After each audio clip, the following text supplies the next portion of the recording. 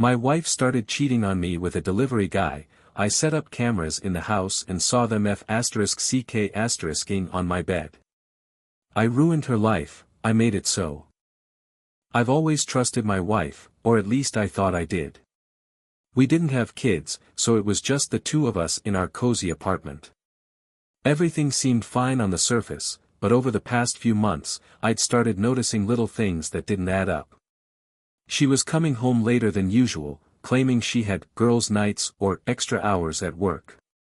She'd get defensive if I asked questions, like I was accusing her of something heinous. One night, I caught her giggling at her phone, typing away like a teenager. When I casually asked who she was texting, her response was colder than a December wind. "Just a friend," she snapped, shoving the phone into her purse. That moment planted a seed of doubt in my mind, and once it was there, it started to grow like a weed. I work from home, so I had plenty of time to think. Eventually, I decided I couldn't just sit around wondering if my suspicions were justified. So, I ordered a few discreet security cameras online, the kind you can hide in everyday objects. I installed them while she was at work, carefully positioning them to cover the living room, kitchen, and bedroom, basically all the common areas. I felt a little dirty about it, like I was crossing a line, but at the same time, I needed to know the truth. The cameras were motion activated, and the footage would sync directly to my phone. If she was up to something, I'd find out soon enough.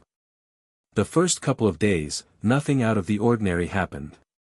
She came home, we ate dinner, she scrolled through her phone, and we went to bed. It was almost enough to make me feel guilty for even suspecting her. But then, on the third day, I saw something that made my blood run cold. I was reviewing the day's footage while she was out. At first, everything looked normal, until a familiar face appeared on the screen. It was the delivery guy from the local florist, the same guy who'd been dropping off packages at our place for weeks. Except this time, he wasn't just handing her flowers at the door. He stepped inside. They sat on the couch, laughing and talking like old friends. Then she leaned in and kissed him.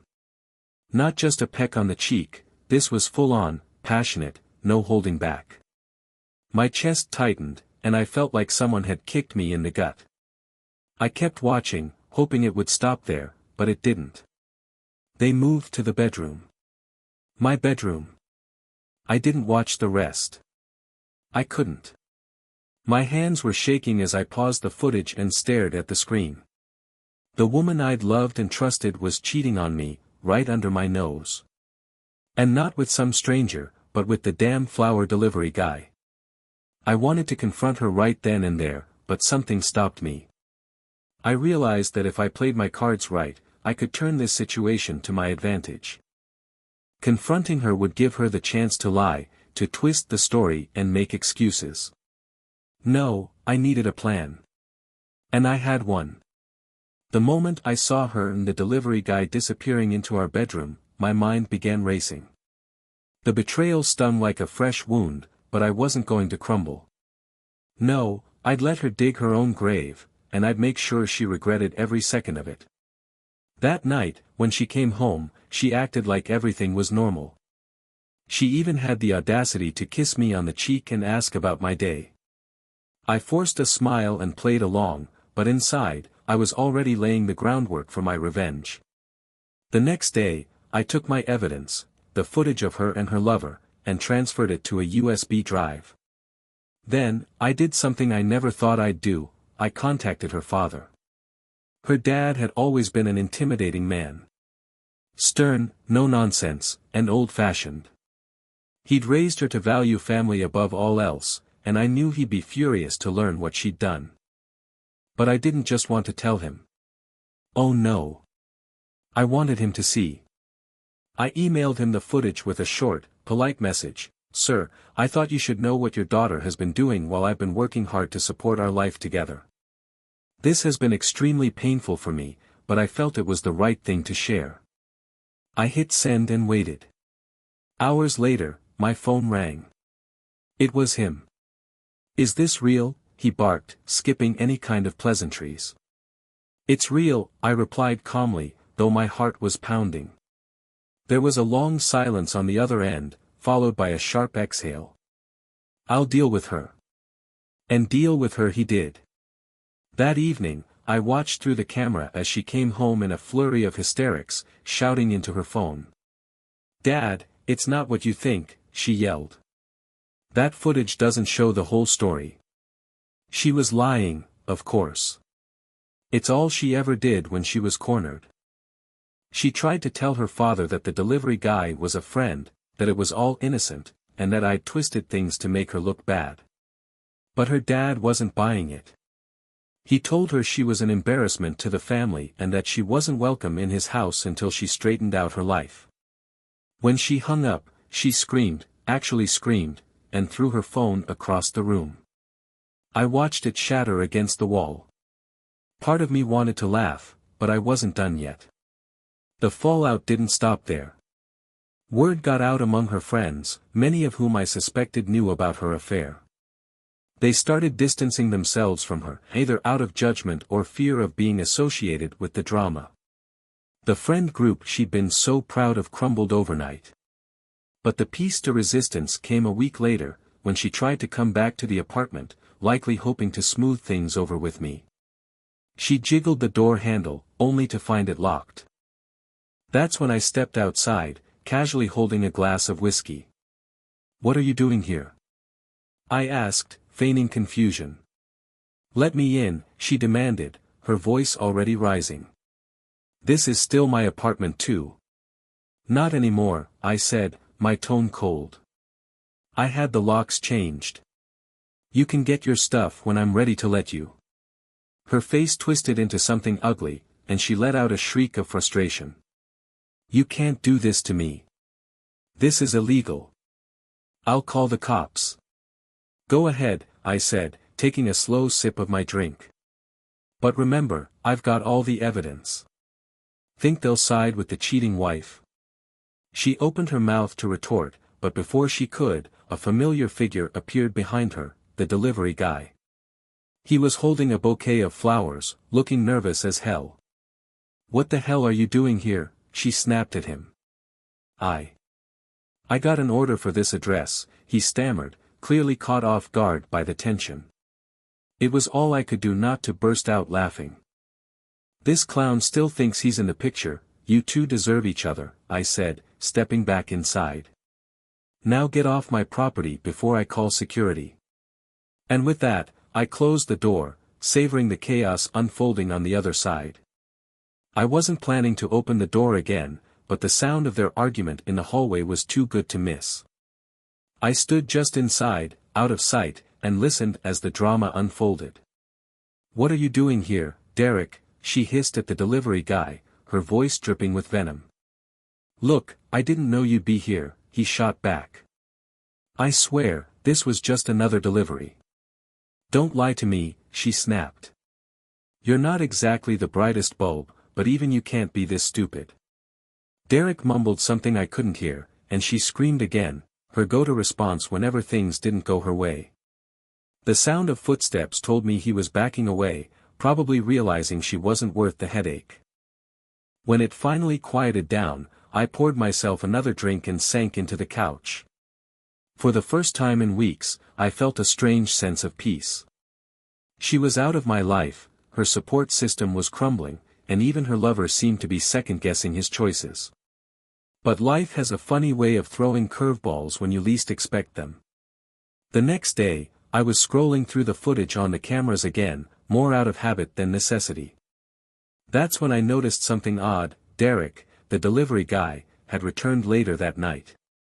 This time, he wasn't holding flowers, he was holding a duffel bag. He stood in front of the door for a moment, hesitating, before turning and walking away. I couldn't tell if he was casing the place or just trying to work up the nerve to knock. Either way, it sent a chill down my spine. I didn't think much of it at first. Maybe he'd left something behind during one of his earlier visits. But then I started noticing other strange things. The feeling that I was being watched when I left the apartment. The same car parked across the street every day, even at odd hours. I chalked it up to paranoia, but deep down, I knew better. Then, 3 days later, I got a call from my landlord. "Hey," he said, his tone uneasy. "We had a complaint from one of the neighbors. Someone's been hanging around your door late at night. You know anything about that?"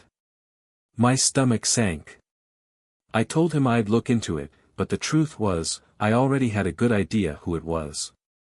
Derek wasn't just some fling, he was a problem. That night, I stayed up late, watching the camera feed on my phone. Sure enough, around midnight, there he was again. This time, he wasn't alone. My ex-wife was with him, and they were arguing. "You said you'd handle it," she hissed, her voice low but furious. "I'm trying, okay," he shot back. "But he's not giving us an inch." Handle it? What the hell were they planning? As they walked away, I realized two things: 1, this wasn't over, and 2, I needed to be ready. But what they didn't realize was that I was always one step ahead. That night, I barely slept. I stayed glued to the camera feed, wondering what my ex-wife and her lover were plotting. They had already taken so much from me, my trust, my peace of mind, and now they thought they could handle me. Not on my watch. The next day, I made a few phone calls. First, to the locksmith who had changed the locks. I asked him to install a deadbolt and reinforce the doorframe, just in case Derek or my ex got any ideas about forcing their way in. Then, I contacted a buddy who worked in private security. He agreed to do a quick sweep of the building and even installed a hidden camera outside my door for extra protection. By the time I was done, I felt like I'd turned my apartment into a fortress. If they tried anything, I'd know. A few days passed without incident. No midnight visits, no strange cars parked outside. It was almost enough to make me think they'd given up, until I got a call from my ex-wife. "You've made your point," she said, her voice dripping with fake sweetness. "I just want to come by and pick up my stuff." That's not too much to ask, is it? Something about the way she said it made my skin crawl. "You'll get your stuff when I'm ready to give it to you," I replied, keeping my tone even. "Until then, you stay away from my apartment." She didn't like that answer. "You're being childish," she snapped. "You can't keep my things. I'll call the police if I have to." "Go ahead," I said, smirking. "Just be sure to tell them why you moved out in the first place." She hung up in a fury, and I felt a small surge of satisfaction. But I also knew this wasn't over. That evening, as I was heading to bed, my phone buzzed with a notification from one of the cameras. I opened the app and froze. There she was, standing outside my door with Derek. He had the same duffel bag as before, and they were whispering to each other, their voices low but urgent. I turned up the volume on the camera feed. "Are you sure this will work?" Derek asked, shifting nervously. "It has to," she replied. "He's not going to give me my stuff otherwise. Besides, he deserves this." "Deserves what?" Before I could react, Derek knelt down and started fiddling with the lock. My blood boiled as I watched him try to break into my apartment. I grabbed my phone and dialed 911. "Yes, I'd like to report an attempted break-in," I told the dispatcher. I gave them my address and a description of the two culprits, then waited. Meanwhile, I turned on the microphone for the camera. "You two really are idiots, aren't you?" I said, my voice booming through the hallway. They both jumped, Derek dropping the lockpick in surprise. "What the?" my ex stammered, looking around for the source of the voice. "Smile for the camera," I added, letting the sarcasm drip. "The cops are on their way." They bolted, Derek grabbing his duffel bag as they disappeared down the stairs. I stayed up until the police arrived, showing them the footage and giving a statement. By the time they left, I was exhausted but satisfied. My ex and her lover had just escalated things, and I was ready for whatever came next. The morning after their botched break-in attempt, I woke up to another notification on my phone. This time, it wasn't the hallway camera. It was the one outside the building. My ex-wife and Derek were back, standing near the parking lot, arguing. Derek's duffel bag was gone, replaced by a clipboard. He was wearing his work uniform, pretending to be there for a delivery. She, on the other hand, looked disheveled, pacing and waving her arms like a lunatic. "You're useless," she hissed at him, loud enough that the camera's microphone picked it up. This was supposed to be simple. "It's not my fault he's got cameras everywhere." Derek shot back. "Why don't you handle it if you're so smart?" I chuckled. Their frustration was music to my ears. But as much as I enjoyed watching them unravel, I knew they weren't going to stop until they got what they wanted. I decided it was time to take things a step further. That afternoon, I compiled all the footage I had, her affair, the break-in attempt, and now their shady scheming outside the building. Then, I uploaded everything to a secure folder and sent it to her closest friends and family. The message was simple: I thought you should know what kind of person her name really is. She's been cheating, lying, and now she's trying to break into my apartment. I'm done covering for her. Maybe you'll have better luck getting through to her. I sent it off, then leaned back in my chair, imagining the fallout. It didn't take long. Within hours, my phone was buzzing with messages from people who used to be in her corner. Her best friend, Kelly, wrote, *OMG, I had no idea she was like this. I'm so sorry you're going through this. Even her sister reached out, we're all in shock. Please let us know if there's anything we can do to help. I couldn't help but laugh. The golden girl of her family and social circle was officially tarnished. That evening, I got a call from her father again. "I don't know what's wrong with her," he said, his voice heavy with disappointment. "She's been calling me all day, crying about how everyone's turned against her. But honestly, I don't blame them. I don't even know who she is anymore. She made her choices," I replied. "Now she's dealing with the consequences." He sighed. "If there's anything I can do to make this right, just say the word. You didn't deserve this." It felt good to hear that, but I wasn't about to let my guard down. My ex was cornered, and I knew from experience that's when she was at her most dangerous. Sure enough, later that night, I caught her standing in the hallway again, this time alone. She wasn't yelling or scheming with Derek. She was just standing there, staring at my door with a strange, unreadable expression. Then she did something that sent a chill down my spine. She pulled out her phone and started recording a video, talking directly into the camera.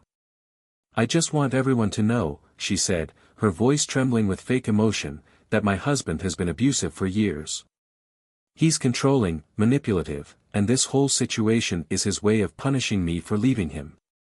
I couldn't believe my ears. The audacity of this woman was unreal. But two could play that game. I hit record on my own phone and stepped into the hallway. "Abusive, huh?" I said, startling her mid-sentence. "Funny, considering I've got plenty of footage showing the real story. Shall we compare notes?" She froze, her face going pale. Then, like clockwork, the hysterics kicked in. "You're ruining my life," she screamed, her voice echoing through the hallway. "You've turned everyone against me. You're a monster. And you're a liar," I replied calmly. "But hey, keep digging that hole. You're doing a great job." She stormed off, leaving me standing there, more convinced than ever that she was her own worst enemy. The following day, I woke up to a barrage of messages and missed calls. My ex-wife had doubled down on her smear campaign, posting that fake video on her social media. In it, she sobbed dramatically, painting herself as the victim of a controlling, abusive husband. She claimed she was left homeless, that I'd locked her out unfairly, and that she was only trying to retrieve her belongings. Her friends, what few she had left, were eating it up, commenting things like, "Stay strong, girl, and asterisk, we're here for you. Asterisk, but the comments from others, especially the people I'd sent the evidence to, told a different story. Is this the same guy you cheated on? One person asked. Didn't you try to break into his place with your new boyfriend? Another added. Her video wasn't going viral for the reasons she'd hoped. The fallout was swift. Her father called me again, his voice trembling with anger. She's out of her damn mind, he said. Posting that nonsense online. After everything she's done. I've told her she's no longer welcome at my house until she cleans up her act. She's spiraling, I replied. But I'm not going to let her drag me down with her. Good, he said firmly. You shouldn't. That evening, as I sat scrolling through the endless stream of comments under her post, I noticed something interesting. Derek had chimed in. Don't believe everything you see, he wrote, clearly trying to defend her. But the backlash was immediate.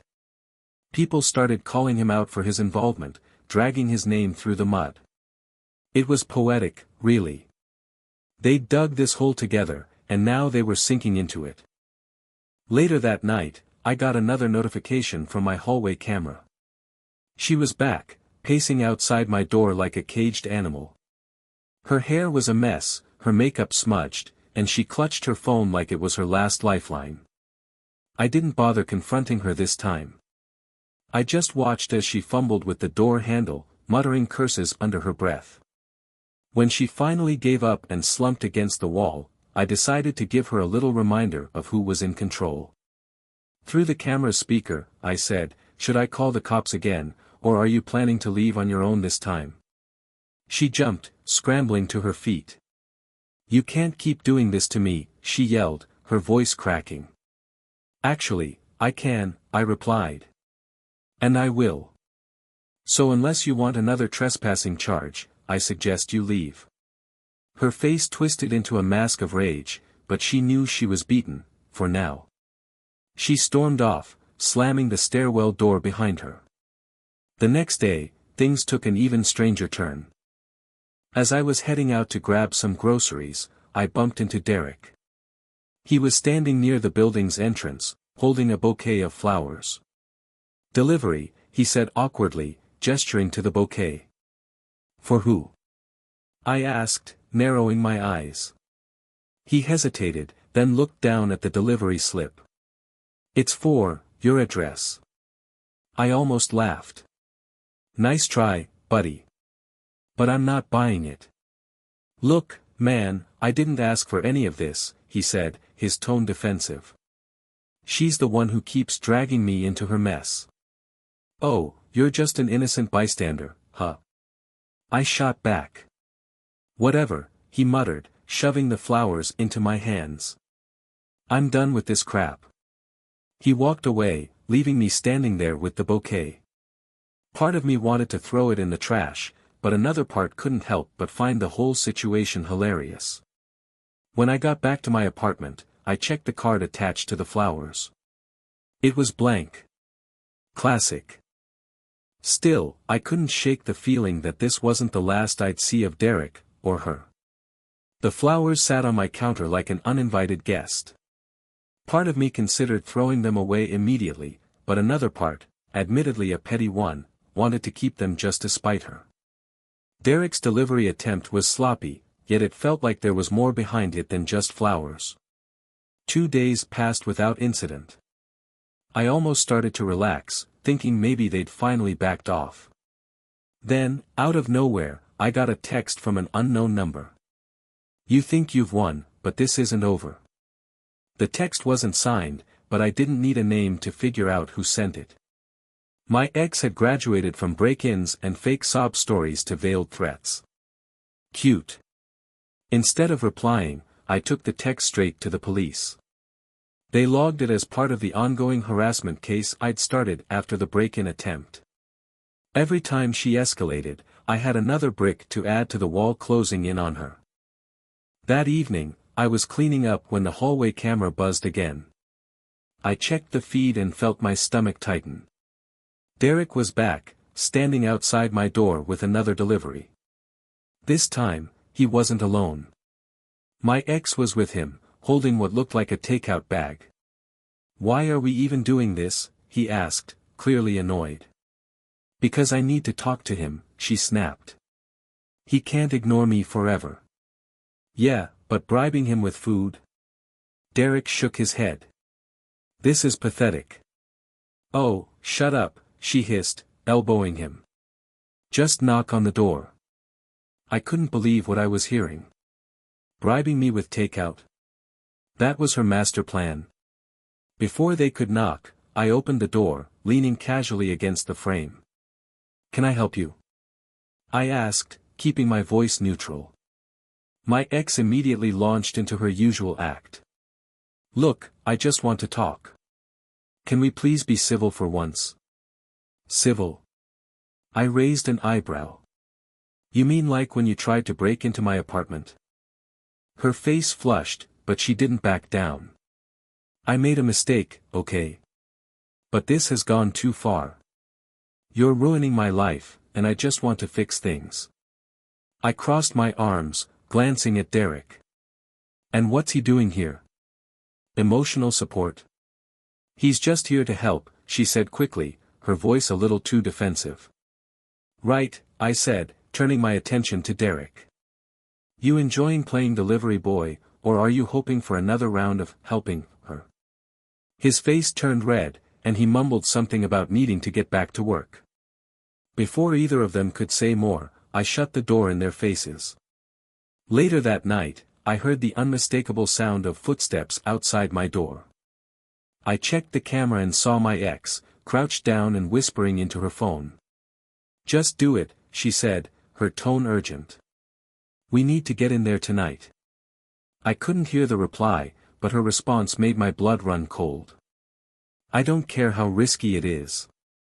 He can't keep my stuff forever." I called the police immediately, reporting her suspicious behavior. By the time officers arrived, she was long gone, but I handed over the footage as evidence. The next morning, I got a text from her father. She showed up here last night, ranting about how you're ruining her life. I had to kick her out again. I'm sorry you're dealing with this. I replied simply, not your fault, but thanks for letting me know. Despite her attempts to throw me off balance, I felt like the tides were turning in my favor. Every move she made only solidified her downward spiral.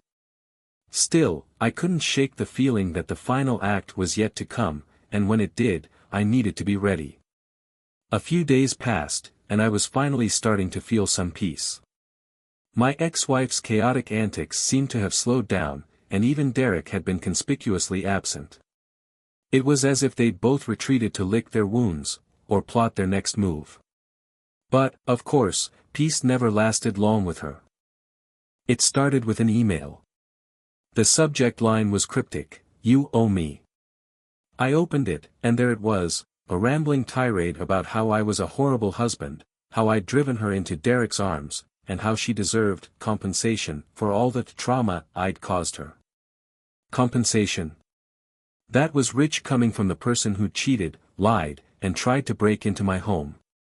She ended the email with a thinly veiled threat, "If you don't make this right, I'll make sure everyone knows the truth about you." The truth. I couldn't help but laugh. She didn't have the slightest grasp of what that word even meant. Instead of replying, I forwarded the email to my lawyer. Let her dig her own grave, I just provide the shovel. That night, I was relaxing on the couch when my phone buzzed. Another notification from the hallway camera. I checked the feed and froze. Derek was back, but this time he wasn't alone. He had a toolbox in hand, and my ex stood beside him, pointing at my door.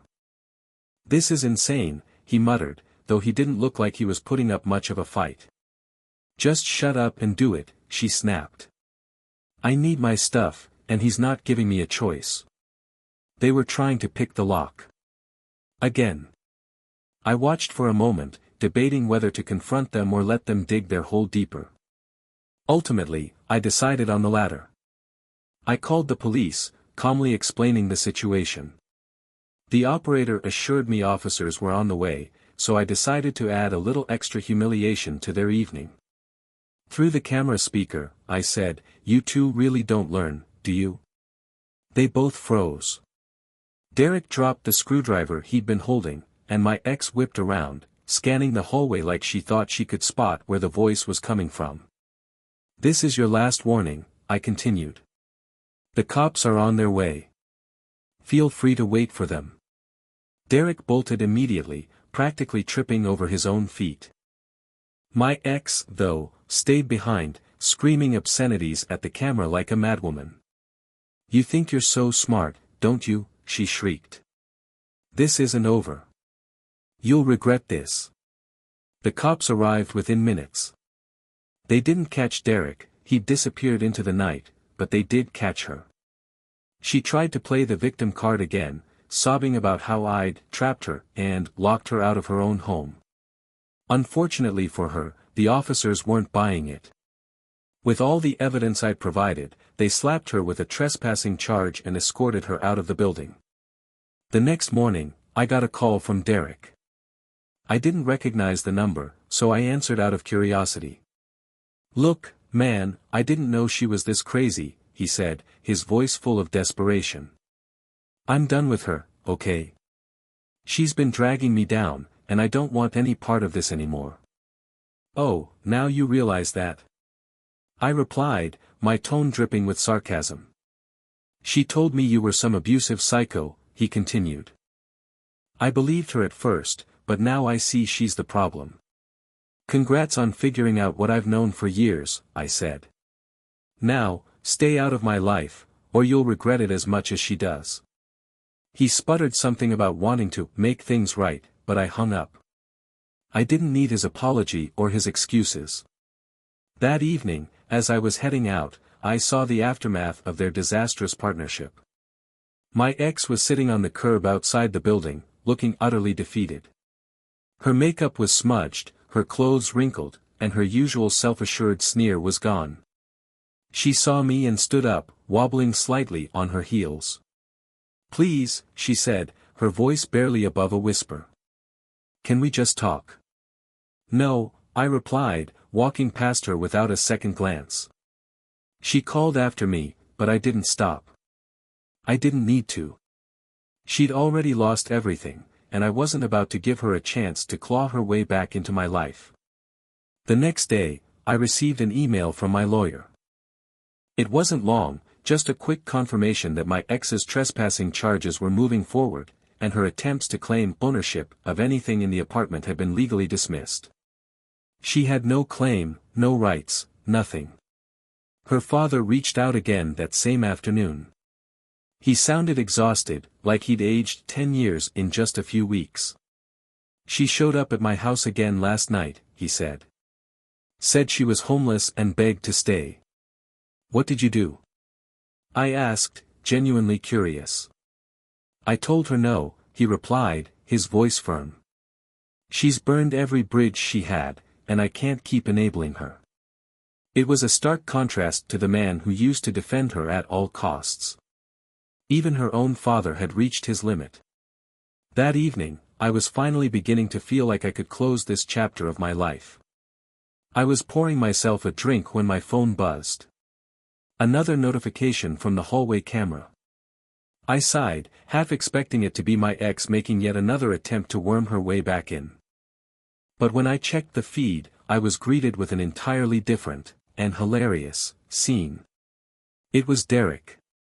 He was standing outside my door, looking disheveled and carrying a bouquet of half-wilted flowers. I turned on the speaker. "Seriously, dude?" He jumped, looking around like he hadn't realized there was a camera. I just wanted to apologize," he stammered. "With flowers?" I asked, raising an eyebrow. "You realize how weird this is, right?" "Yeah, I guess," he muttered. "But I really didn't know how bad things were with her. I feel awful for getting involved." "Good for you," I said flatly. "Now, get lost." He hesitated, then set the flowers down in front of the door and walked away. The next day, I decided to take a stroll through the park to clear my head. It was a crisp, sunny day, and for the first time in weeks, I felt like the weight of the entire fiasco was finally lifting. But, of course, life had one more curveball for me. As I rounded a corner near the park's fountain, I saw her. My ex-wife was sitting on a bench, talking animatedly to someone I didn't recognize. She looked different, disheveled, yes, but also desperate in a way I'd never seen before.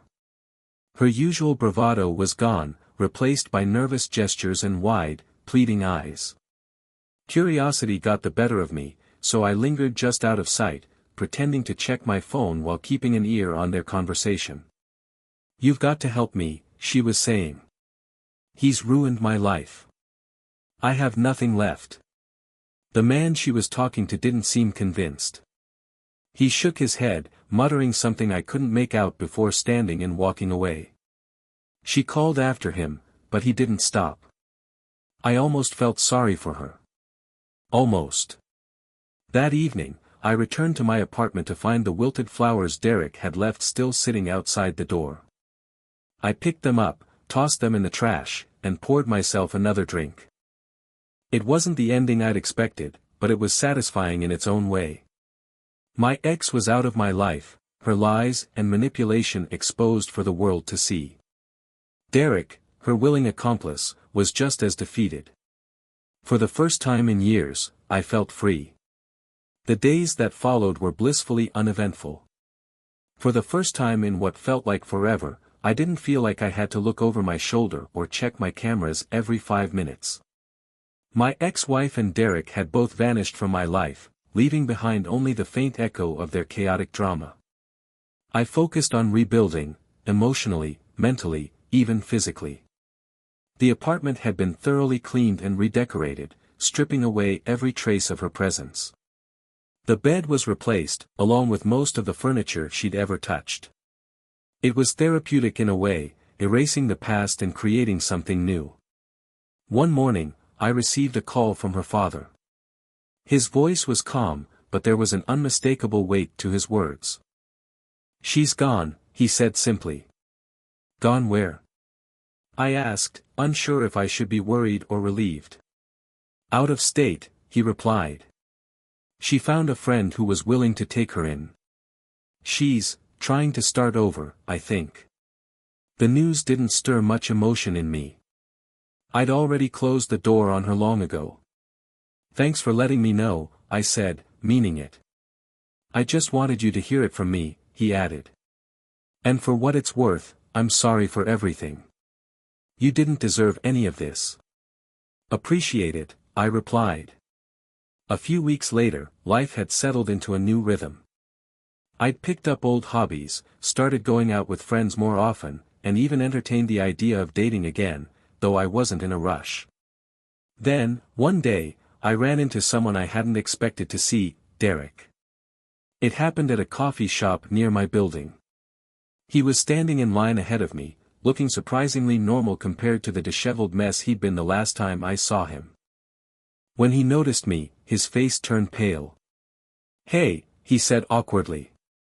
"Derek," I replied, my tone neutral.